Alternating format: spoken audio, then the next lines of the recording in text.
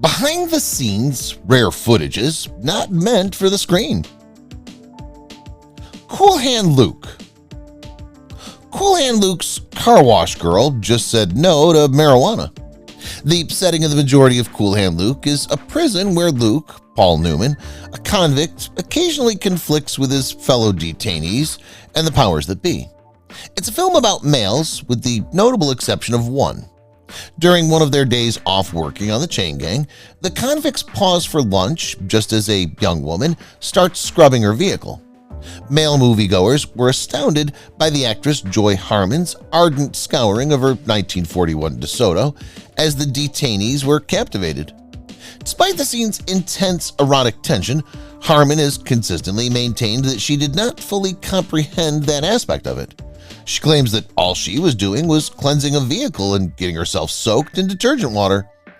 Although Harmon may not have fully grasped the subtext, the producers were well aware of it. They even considered the possibility that she should inhale marijuana to relax before the filming. Harmon refused vehemently and instead contacted her parents, who instructed her to return home. Before she could depart, director Stuart Rosenberg appeared at her hotel room door bearing flowers and informed her that smoking marijuana was not necessary to perform the scene. Dirty Dozen. No Playboy bunnies in World War II, but on the Dirty Dozen set, this 1967 star-studded film featured the dozen members who contributed to its title: John Cassavetes, Lee Marvin, Charles Bronson, Donald Sutherland, and Telly Savalas. Prominent figures from the NFL, Jim Brown and Clint Walker, who had gained prominence on Cheyenne, contributed some additional strength. During the filming process in England in the summer of 1966, Dolly Reed appeared to pose for a few publicity photographs. Dolly Reed had recently concluded her role as Miss May, 1966, in Playboy. She was one of only a smattering of British playmates and was born in Bristol, United Kingdom. Additionally, she served beverages and greeted visitors at Playboy clubs in New York, London, and Chicago. She achieved widespread recognition as the lead character in Russ Meyer's Beyond the Valley of the Dolls. In 1974 and 1978, respectively, she married Dick Martin of Laugh-In fame. The Loveboat. The Loveboat was filmed on actual cruise ships, and the extras, paying passengers of the Loveboat, who were frequently well-known actors from other programs, embarked on romantic sagas such as falling in love with a new individual or their spouses all over again. Despite the potential for convoluted plots, the cruise ship resembled an actual one, teeming with hundreds of passengers extraneous to the narrative. The program attained this level of realism through its actual representation of a voyage at sea. The Pacific Princess, a Princess Cruises subsidiary ship, was the one with the name Pacific Princess, and Meryl Stubing as its captain. Although the majority of the sequences were captured on sound stages located in California, a few outdoor views were impossible to replicate in a studio environment. The cast and personnel embarked on cruises aboard the Pacific Princess for these, with paying passengers serving as extras. Batman. TV Batman Adam West had a super sex life, as did Robin. Although his portrayal of Batman on television was virtuous and altruistic, Adam West led a sexual life that was inconceivable to the average viewer. He was not portraying a virtuous hero battling nefarious adversaries as he did in comic books, which were particularly popular among children at the time. Instead, he was involved in extramarital affairs and enjoyed the luxuries of Hollywood stardom during the swingin' 60s. West allegedly had quickies between sequences on the set of Batman and slept with as many as 8 women per night, according to a report that was published shortly after his death. He was not alone in this situation. An equal number of women desired to have sexual relations with Burt Ward, who portrayed Robin, Batman's companion. As per the legend, the dynamic duo engaged in the majority of their extracurricular activities while donning their signature Batman and Robin attire. Star Wars. What's hotter than Slave Leia? How about 2 Slave Leias? Those anticipating a large number of feminine characteristics in space were unquestionably let down by Star Wars. Carrie Fisher's Princess Leia is without a doubt an admirable character. Furthermore, Fisher's portrayal stands as a prominent highlight in Star Wars Episode IV: A New Hope, or Star Wars as older fans may know it. Although she possessed all-around beauty and toughness, an abundance of personality, an exquisite hairstyle, and a billowing white garment, she was hardly the only woman to appear in the first 3 films. Supporters of Star Wars consistently sought additional, supplementary, and behind-the-scenes content, while Carrie Fisher's Slave Leia costume captivated an insatiable fanbase. Imagine their elation when photographs of 2 Slave Leias sunbathing alongside one another began to surface. This is Tracy Edden, Fisher's stunt double and close friend from the set, not an assault on the Leia clones. The Addams Family. Felix Silla, who played Cousin It in The Addams Family, was also Twiki in Battlestar Galactica. Distinguished actors who are petite in stature frequently have the opportunity to portray a multitude of unforgettable characters, although their features are not always visible. For instance, Warwick Davis portrayed the protagonist of Willow, but his initial film role was in Return of the Jedi as the Ewok Wicket. Actor Kenny Baker, who portrayed Fidget in Time Bandits, has amassed an immense reputation for his work as R2-D2 in all 6 Star Wars films. Do you, however, know Felix Silla? Felix Silla is familiar to you, even though you don't recognize him. Silla, who was born in Italy and received circus training, rose to television immortality with her portrayal of Cousin It on The Addams Family. 2 years after the conclusion of that series, he portrayed the juvenile gorilla in Planet of the Apes. In 1978, however, Silla truly struck the double barrel of science fiction on television. He began playing Lucifer on Battlestar Galactica that year. Subsequently, he received an invitation to play Twiki on the interconnected yet distinct series Buck Rogers in the 25th Century, produced by Glenn Larson, who also oversaw Battlestar Galactica. And if you're a devotee of truly terrible sequels, you saw Silla as Meathead the Alien in Meatballs Part 2. Goldfinger. Shirley Eaton was painted gold in Goldfinger and lived. Jill Masterson, a character painted gold by Shirley Eaton, is found deceased in the film Goldfinger at the hands of James Bond, portrayed by Sean Connery. Although it's certainly one of the most memorable screen fatalities in the extensive history of 007 films, the urban legend surrounding it is unfounded. Eaton perished in her own right. This urban legend originated from a belief that skin asphyxiation was a possibility, as James Bond persuasively explained. The depicted image in Goldfinger was merely that, an image. Although not responsible for her demise, the gold paint proved to be challenging to eliminate. People continued to believe the legend surrounding her demise, in part due to their apprehension that painting the skin would eventually obstruct the capillaries and deprive individuals of oxygen. It did not occur. Shirley Eaton maintained her acting career for years after surviving the Goldfinger film.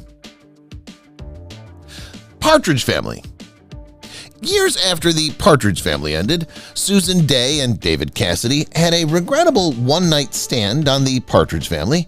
Susan Dey and David Crosby portrayed brothers and sisters, but Dey secretly desired a romantic relationship with Cassidy. He was one of the most popular adolescent idols in entertainment at the time, adored by throngs of young women. While Cassidy was cognizant of Dey's romantic interest in him, he perceived her more as a sibling he never had than as a romantic interest. Cassidy was conspicuously insensitive to Dey's emotions. He frequently dated groupies and displayed the flavor of the week in front of a disheartened Dey.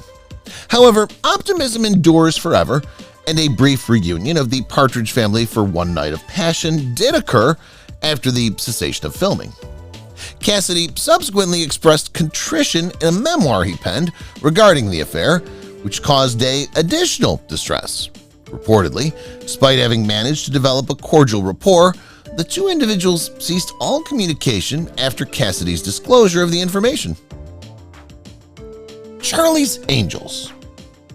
Charlie's Angels anchored ABC's Jiggle TV lineup during the mid to late 1970s. ABC found success with its physical talents on Three's Company, Wonder Woman, and Charlie's Angels, which attracted enormous audiences. Suzanne Summers, Linda Carter, Farrah Fawcett, Kate Jackson, and Jacqueline Smith. An executive at competitor NBC, Paul Klein, referred to ABC's entertainment brand as Jiggle Television. Charlie's Angels, featuring 3 female protagonists who would invariably appear in a swimsuit, t-shirt, or towel in each episode, exemplified Jiggle TV to the fullest. Its producer, Aaron Spelling, made a career out of Jiggle television. Fantasy Island and The Loveboat, 2 of his anthology series featuring alluring guest actresses in tropical settings, also belong to the shimmy TV genre. Furthermore, individuals desiring an up-close observation of the ethical deterioration of society on television could tune in to Battle of the Network Stars, also an ABC program, to observe Carter, Fawcett, and Summers competing against the likes of Loretta Swit and Adrienne Barbeau of CBS, or Donna Mills and Aaron Gray of NBC in physical challenges. Magnificence is a sport. The Incredible Hulk. Lou Ferrigno's Incredible Hulk wig was made of yak hair. On The Incredible Hulk, to transform into the green-skinned Hulk, Bill Bixby's David Banner needed only to become enraged. However, the metamorphosis was more complicated for Lou Ferrigno, the bodybuilder who portrayed the monster superhero. To obtain the appearance of the Hulk, prosthetics were utilized, and green grease paint was applied liberally to achieve the desired skin tone.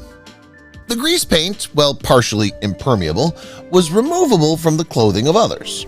Additionally, it was susceptible to heat damage.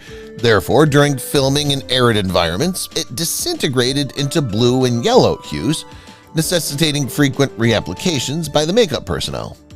Furthermore, he possessed a hairpiece in the form of yak hair. Yak hair is frequently utilized in wigs, but not because the typical person desires a spiked hairstyle like the Hulk yak hair, obtained from an ox-like mammal inhabiting the Himalayas, exhibits characteristics akin to those of human hair to the extent that it can be styled by professionals in the hair industry. Perhaps you've utilized 1 or 2 yak hair wigs at some point in your existence. The Wicker Man. That's not Britt Ekland's bum you see in The Wicker Man. Willow, a young woman portrayed by Britt Ekland in The Wicker Man, endeavors to thwart the virtuous detective Sergeant Howie, Edward Woodward, through an alluring display of nudity while dancing. Since she's concealed behind a highly opaque wall, it's baffling why a man who cannot see her finds her so enticing. Perhaps it's due to the force of enchantment. Numerous observers find the scenario enticing for some reason. However, Britt Ekland, renowned for her role as a seductress in the criminal classic Get Carter and the 007 film The Man with the Golden Gun, is fastidious about how her physique is portrayed on film. Due to Ekland's refusal to expose her posterior during the scenario, an undercover prostitute from Glasgow was enlisted to perform for her without her knowledge. Ekland didn't discover the answer until she watched the film in theater. She stated, "I was in a state of disbelief. The body double possessed a lengthier blonde hairdo than my own, and her bottom was considerably larger than mine. I found it absurd and I was extremely irate." Casino Royale. Peter Sellers shot Jacqueline Bisset on the set of Casino Royale. Peter Sellers was a wayward weapon. His co-stars never anticipated what he would do, which contributed to his brilliance as a comedic actor. He frequently alienated his colleagues with his peculiar conduct, with Orson Welles being a prime example.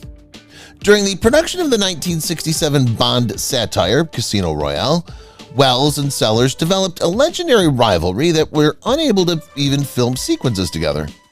Sellers' rotund remarks at the expense of Welles contributed to the animosity. But Orson got off lightly in comparison to Jacqueline Bisset. The incident occurred during their initial capture. Bisset entered the scene in the persona of the alluring Miss Goodthighs, adorned in pajamas and bearing a bottle of champagne. Sellers, in character as Bond, unexpectedly confronted her and discharged a blank magazine-loaded firearm into her forehead. However, the ammunition caused her skin to become inflamed, and she was in considerable pain due to hemorrhaging from the minute fractures in the skin.